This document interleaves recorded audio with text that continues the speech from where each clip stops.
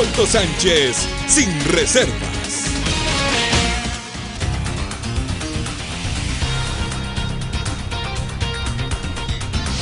Gracias, como siempre, permitirnos que estemos en sus hogares. Hoy me acompaña el abogado penalista, el señor José Ugaz. Él tiene todo un historial del combate a la corrupción y a la impunidad en Perú.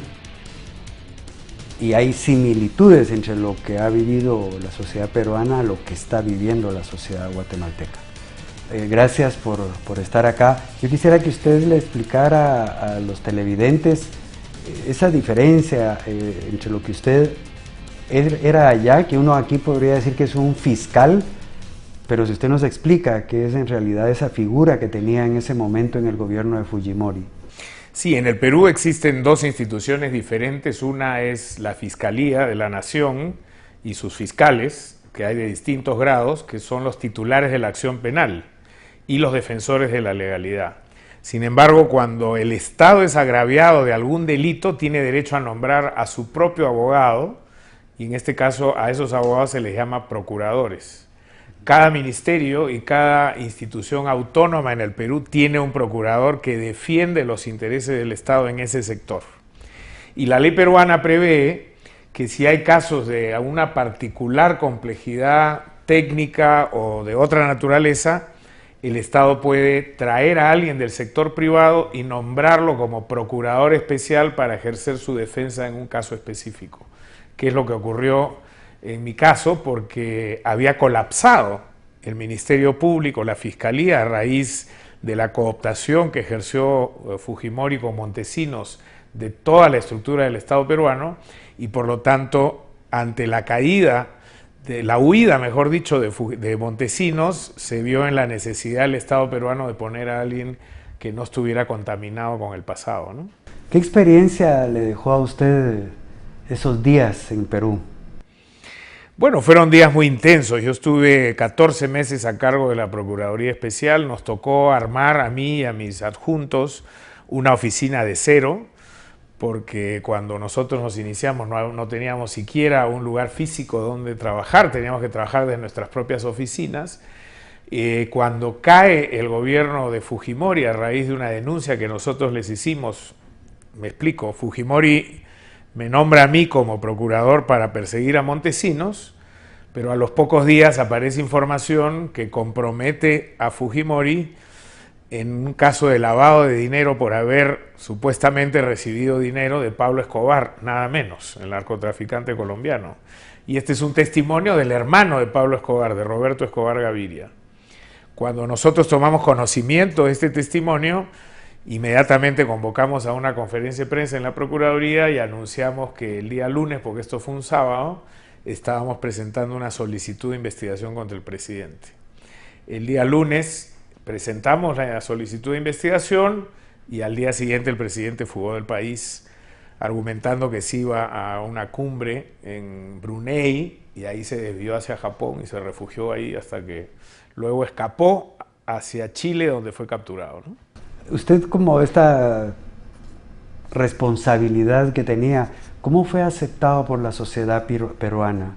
¿Se generaron divisiones en ese momento o sí había una actitud de combate real a la corrupción que emanaba del Estado? Bueno, hay que tener en cuenta que cuando se produjo el nombramiento, el Estado peruano estaba en crisis. O sea, había aparecido el video donde Montesinos estaba sobornando a un congresista de la oposición con dinero en efectivo, lo cual confirmaba todas las denuncias que en el pasado habían habido contra Montesinos de corrupción y que éste había controlado porque tenía digitados tanto al Poder Judicial como a la Policía y al Ministerio Público. Cuando aparece este video se produce una gran conmoción, además en un contexto en el que Fujimori estaba queriendo forzar una tercera elección ilegal, había atropellado la Constitución para reelegirse y esto fue como la gota que derramó el vaso, porque inmediatamente la gente salió a las calles, quien fuera luego el presidente Toledo, hoy curiosamente prófugo por corrupción, comanda de alguna manera lo que se llamó la Marcha de los Cuatro Suyos, entonces el país estaba conmocionado. Cuando se anuncia mi designación para perseguir a Montesinos, la reacción fue una reacción de unánime consenso a favor de la designación. Pero eso duró muy poco, la luna de miel fue muy corta porque nosotros empezamos rápidamente a promover denuncias penales contra personajes muy visibles. Los fujimoristas se recompusieron y yo diría que luego de 60 días de luna de miel empezaron los ataques, las denuncias, los hostigamientos a nuestra oficina, ¿no? Nosotros vemos una especie de similitud de lo que está ocurriendo en Guatemala. Hoy precisamente 2 expresidentes se encuentran pues en prisión preventiva, y acá sí ha habido una división en la sociedad, sobre todo porque la corrupción vincula a diversos sectores. En base a esa su experiencia, ¿hay que seguir adelante con esta lucha contra la corrupción y la impunidad a pesar de caiga quien caiga? Bueno, Caiga quien caiga es el título del libro que yo escribí precisamente después de mi experiencia como procurador especial para el caso Fujimori y Montesinos, porque hay quienes sostienen que cuando uno empieza a investigar pone en riesgo la viabilidad del país. Y mi respuesta siempre ha sido: nuestros países no se ponen en riesgo por las investigaciones y por los destapes. Nuestros países se ponen en riesgo por la acción de los corruptos. Y en ese sentido, un investigador no puede actuar con pruritos políticos de qué va a pasar si es que avanza en sus investigaciones, si no, esto en realidad estaría contaminado políticamente. Es responsabilidad de otros espacios del Estado, de otras instituciones del Estado, cuidar la gobernabilidad y la estabilidad. Por supuesto, tienen que ser investigaciones fundamentadas, tiene que haber evidencia clara y las decisiones de detención y captura tienen que ser proporcionales a los delitos que se han cometido. Sin embargo, el caso de Guatemala no es el único ni es el peor. En el Perú, hasta hace muy pocas semanas ha estado preso Alberto Fujimori, expresidente. En este momento está preso el expresidente Humala, está prófugo el expresidente Toledo y están bajo investigación el expresidente García y el actual presidente Kuczynski. Es decir, prácticamente gobiernos de los últimos 20 años están todos bajo investigación vinculados a corrupción. Si usted mira El Salvador, está prófugo el presidente Funes. Si usted mira Ecuador, está preso el vicepresidente. En Brasil, Lula ha sido condenado a 12 años, Dilma destituida y Temer no ha caído simplemente por la complicidad del Congreso brasilero. En Argentina ya hay más de un ministro preso vinculados al kirchnerismo. También está cuestionado algún personal vinculado al presidente Macri por situaciones relativas al lavajato. Es decir, el impacto, y en México, ¿qué le digo? Ya el entorno del presidente Peña Nieto también hay un asesor muy cercano que fue presidente Pemex que está en prisión. En Venezuela obviamente no pasa nada porque es un régimen absolutamente dictatorial, al punto que la fiscal ha fugado con un grupo de fiscales porque no tiene condiciones para trabajar ahí.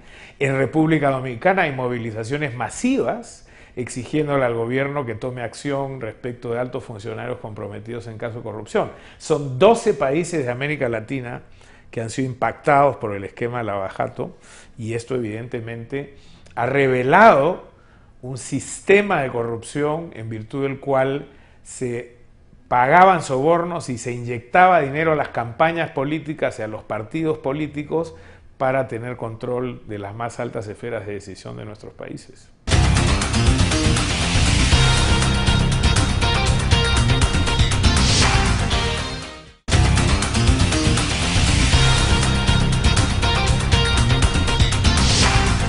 ¿En qué ayuda y en qué puede o podría perjudicar el combate a la corrupción en nuestros países? Mire, la lucha contra la corrupción es un hecho que no puede ser soslayado. Cuando un Estado, un gobierno, quiere poner la basura debajo de la alfombra o esconder la cabeza en la tierra o mirar para el costado teniendo un problema de la dimensión que tienen nuestros o han tenido nuestros países, las consecuencias son estas. Se embalsa el problema y luego explota de una manera incontrolable. Usted sabe perfectamente que la situación de Guatemala hace 2 décadas era de unos niveles de impunidad que la acercaban a un Estado fallido. Tan es así que Guatemala, en su momento, con buen criterio, recurrió a Naciones Unidas para solicitar asistencia internacional y es así como nace la CICIG. La CICIG ha tenido logros impresionantes.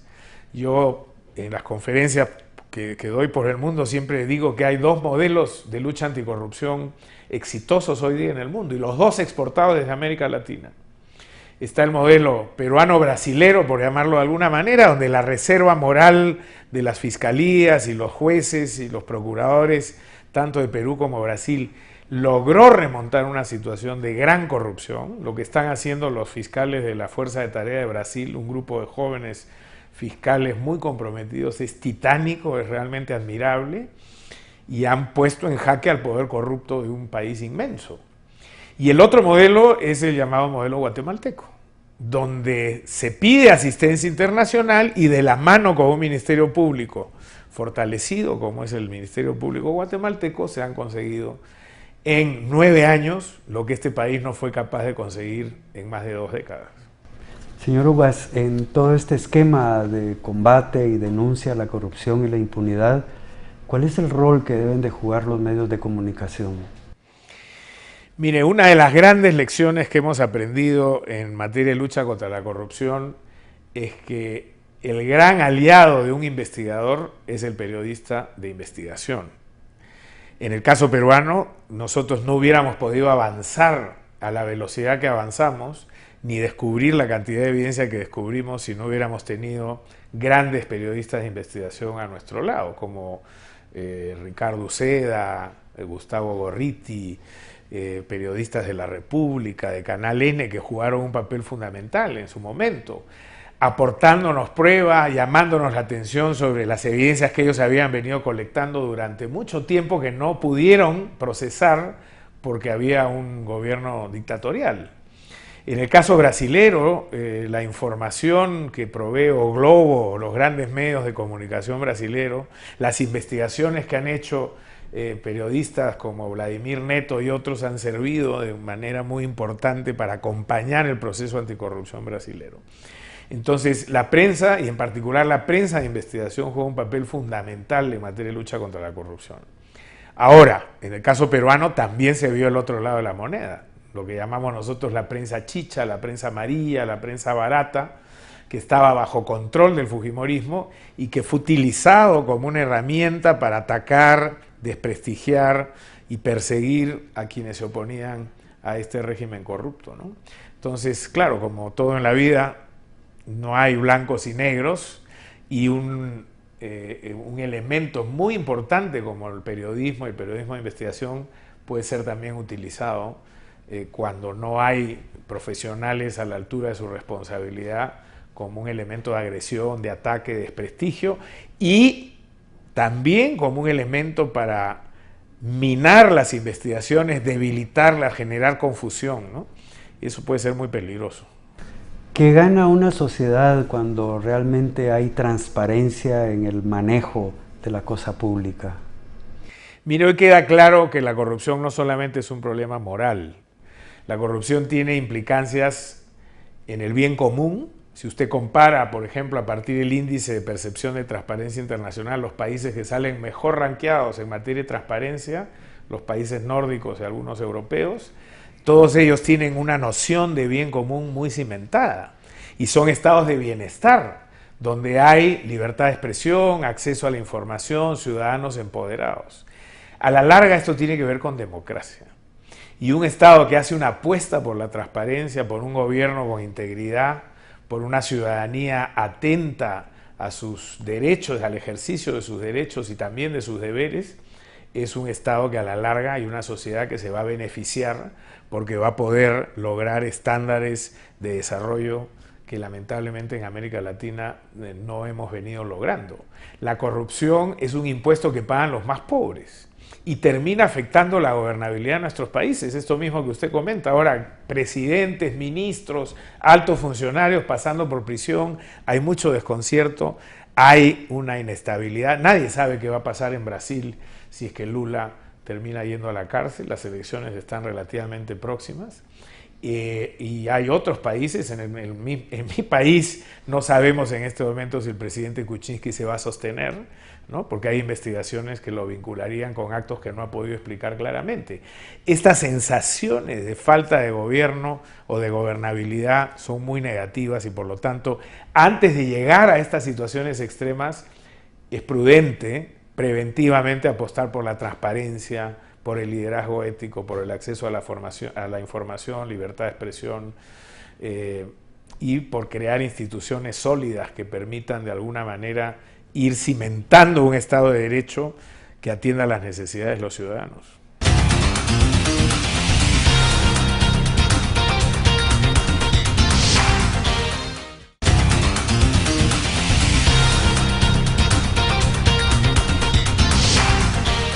El término "es normal la corrupción" es utilizado muchas veces como una justificación de todo este proceso que hemos visto de podredumbre a esos niveles.